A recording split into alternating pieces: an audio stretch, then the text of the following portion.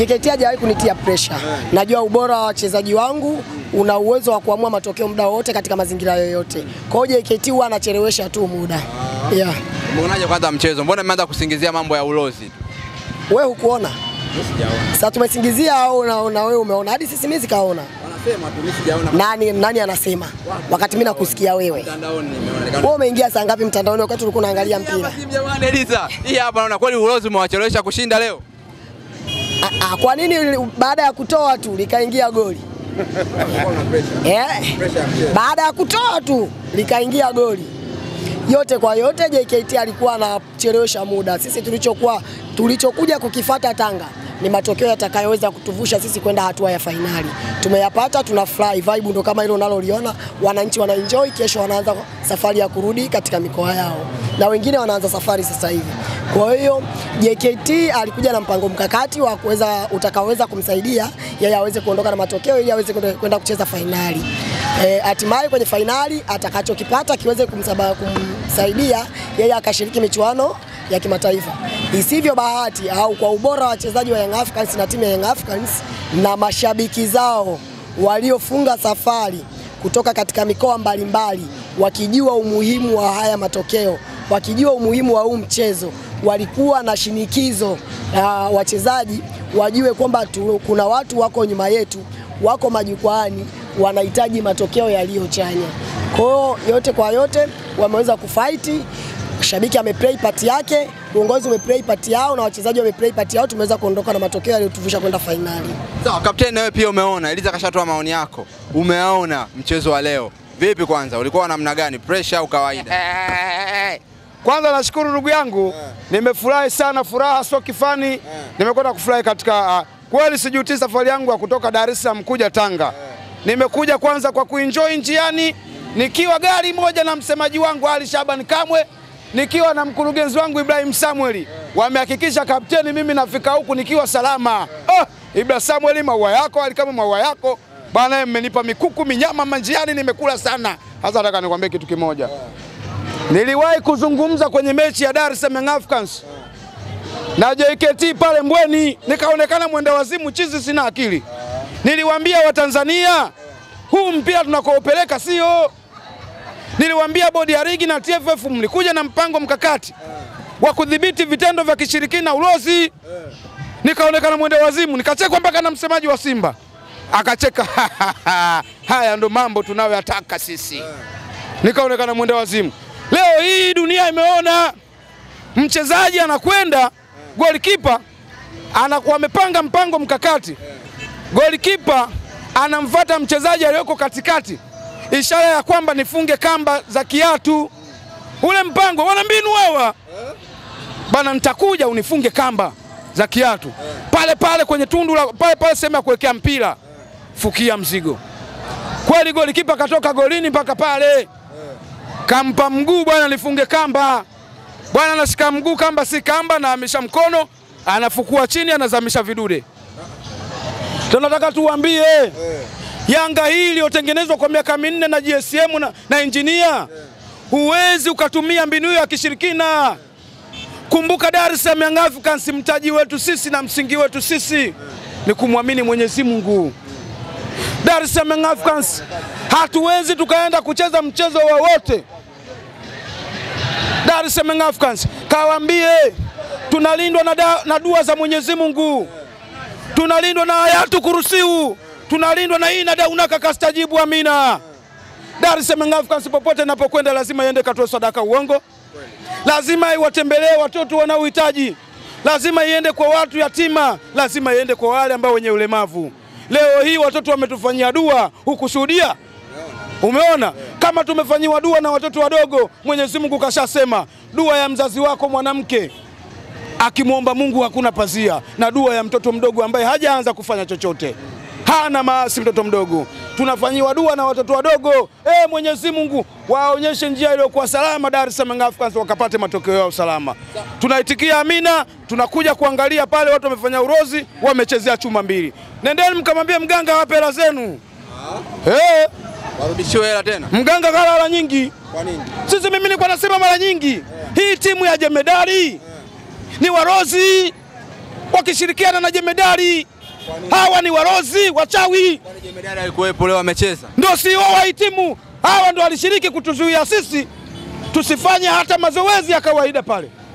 Tusikague uwanja wa Mbweni huku wakiwa wana maana ya haya walioyafanya kule watayafanya tena na hapa. Si unanielewa? Kwa hiyo nataka niwaambie Watanzania, aminini msiamini, timu ya Jemedari na wachezaji wake wote ni warozi. Ukiachana mambo ya ulozi, kitu gani kingine ambacho unadhani kwenye mchezo wa leo kilikuwa pia kina changamoto kwa kweli ulivyotazama? Uwanja wa Mkwakwani. Uwanja wa Mkwakwani, na tumwambie ifikia hatua ubadilike. Sio kila kitu naleta kwenu. Abadilike. Tulikuja kupiga hapa finali ya ngao ya jamii. Tukaja hapa kupiga finali ya CRDB Federation na Azam. Tumekuja tena hapa nusu finali. Mikoa mingine hamna. Kila kitu mkoani kwenu tu. Badilika.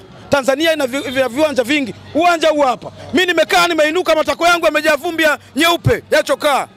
Uwanja gani sasa? Pichi lile pale wachezaji wanaseleleka kama kambale kwenye tope. Sio kweli. Fanya mabadiliko. Sawa. Tumalize na Eliza. Dada yangu, kwanza umeonaje kwanza? Wewe unalalamikia kiwanja na pia umeona changamoto hiyo? Tanzania tuna tatizo kubwa sana la viwanja. Kwa hiyo uwanja wa Mkwakwani so uwanja mzuri. Ni uwanja ambao kila siku tunaupigia kelele. Leo tumepiga kelele. Siku inayofuata utasikia umefungiwa. Kwa hiyo mimi nadhani wanapokuwa wanaandaa mashindano, kwanza watambue umuhimu wa yale mashindano, wathamini afya za wachezaji wanaokuja kucheza pale kuutumia ule uwanja, na hata mashabiki wanaokuwa wanakuja kwenye huo uwanja, kwa sababu umeleta mechi Tanga, unayeingiza mapato ni wewe TFF. Hamna klabu ile yoyote inayoingiza mapato baina ya zile klabu mbili zinazokuja kuchezea huo uwanja.